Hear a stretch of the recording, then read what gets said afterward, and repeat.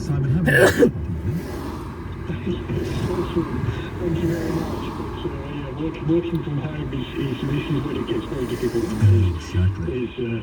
It's very hard, but always good. Other than that, thank you. Now, look, in having this conversation this hour, and I tried to indicate this a moment ago, I'm not pretending that actually there's a great deal of work that needs to be done on infrastructure and policy to make cycling safer. We get that, and I'll get to that with you.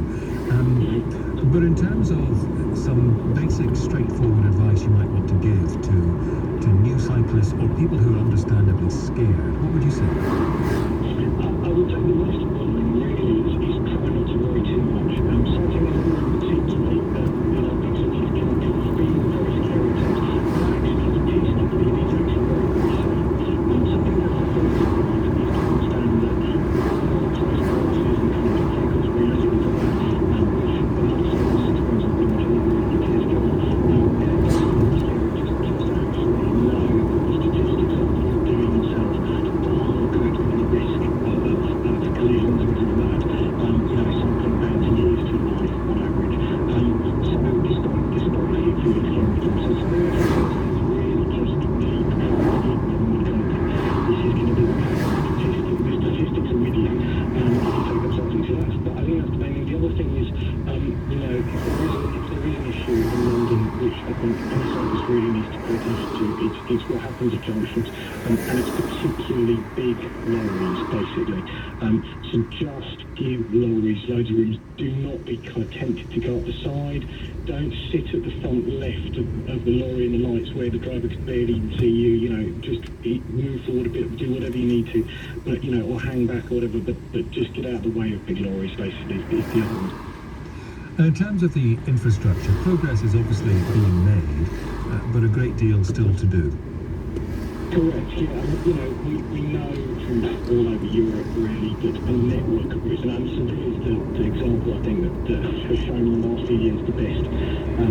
Huge progress in terms of ones that were something like Paris, actually, very similar. And it comes from the network, it's not just going through routes that we have currently, with the north-south and east-to-south divide. It's starting to open them up so that you can come out your front door, you can rely on a few side streets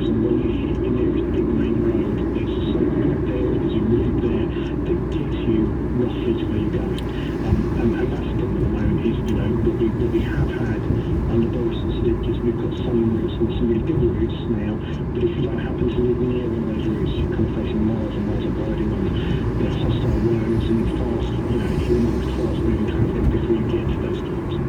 Simon, thank you. Simon Monk from the London Cycling Campaign. Let me know how it is for you. There's a little good substitute for practical experience, and if you did nervously get on your bike again in the last 6 months or so, I wonder what advice you might have for the majority of people, it seems from this survey, who just think cycling's too dangerous. We know about the health benefits, we know about how it's good for the environment and so on, but if you're terrified, what can you do? 0345 6060 973 at 6:18. More news from Tim Humphrey. Scotland Yard says the investigation into the racist murder of Stephen Lawrence in 1993 has reached the stage where all lines of inquiry have been completed. All the 124,000 assessed exam results in Scotland are to be changed to higher grades. Local authorities have agreed what they call a new comprehensive plan to tackle the rising number of migrants crossing the English Channel. And it could be modernised ahead with thunderstorms in the north of England and Scotland and a low of 14.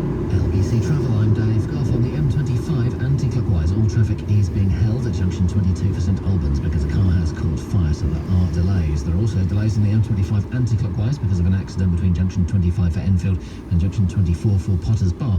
There are queues in Brentwood. The A127 Southend Arterial Road is closed both ways between the Halfway House roundabout and Childer Ditch Lane because of an accident. There are also queues on the North Circular Road eastbound in Upper Edmonton. That's because of an accident at the 4th Street Tunnel. In Edgware, Deansbrook Road is blocked both ways because of an accident at the A5 Burnt Oak Broadway. And on the tube, there's no service on the District Line between Parsons Green and Wimbledon. That's because of a signal failure. This is LBC. When you're looking for car insurance, it's easy to get lost in the price comparison universe. It's the best deal out there. You've got the best deals. Come back down to us and come direct to Direct Line. We're not on price comparison sites, but we can still save you up to £170. We solve problems, you save money. Come direct for car insurance. We're on it. Direct Line. 45% of consumers can save up to £170. Excludes optional extras. Research by Consumer Intelligence Limited, conducted in June 2020 for verification. directline.com/proof. Call Eddie Mayer 0345 6060 973 LBC. Many lenders use experience credit data to look at potential borrowers. But what exactly are they looking for? Thankfully, you can log on and look at you too. The lookie becomes the looker. You looking at them, looking at you. Look at that. And if you don't like the look of your credit score, look at ways to improve it. To look at your free credit score, look up experian.co.uk. T's and C's apply. Some things go together perfectly. Strawberries and cream, yes please. Ham and pineapple, jury's out. Pancakes and ketchup, no way. How about tradespeople you can trust? Now there's a perfect combination. Thankfully, at trustedtrader.com, you can find plenty of vetted, reviewed, reliable professionals in an abundance of trades. So, find your perfect match today. Get 6 washable, reusable coloured face coverings for under £20 from trustedppe.co.uk. Order before 4 p.m. weekdays for same-day dispatch. Hello, I'm Andy Byford. I'm the new Commissioner of Transport for London, and I want to tell you what we're doing to help get London moving again. With more people returning to us every day, we are making sure that stations, tubes and buses are cleaner than ever. We're using hospital-grade disinfectant to clean all surfaces daily. We're also providing over 1,000 hand sanitizer stations for customers. We are now back to good service levels on tubes, buses and trains, although we do ask that you please plan ahead and still travel outside the busier times, if you can, to help with social distancing. I'm also grateful to the vast majority of you who are looking out for each other by wearing a face covering. Police and enforcement teams are working to ensure everyone does this. We are doing all we can to keep things safe, clean and organised. After all, we're here to help all Londoners. To find out more, search TfL Restart Plan. To the Mayor of London and TfL, every journey matters. I'm sorry, you have progressive memory loss. When you hear these words, the outlook is bleak, but we're working to change that. We're Recognition Health, the brain and mind experts. and we're running clinical studies in London and Guildford. If you volunteer, you'll receive free access to a new generation medication, as well as comprehensive medical care. With your help, we can change the future of MCI, as in mild cognitive impairment and Alzheimer's disease. You have progressive memory loss, but here's what we can do. To find out more about Recognition Health and taking part, go to brainandmindexperts.com.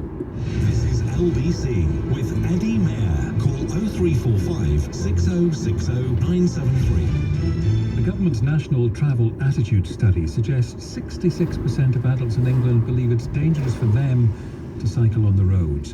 And I'm wondering if you've taken up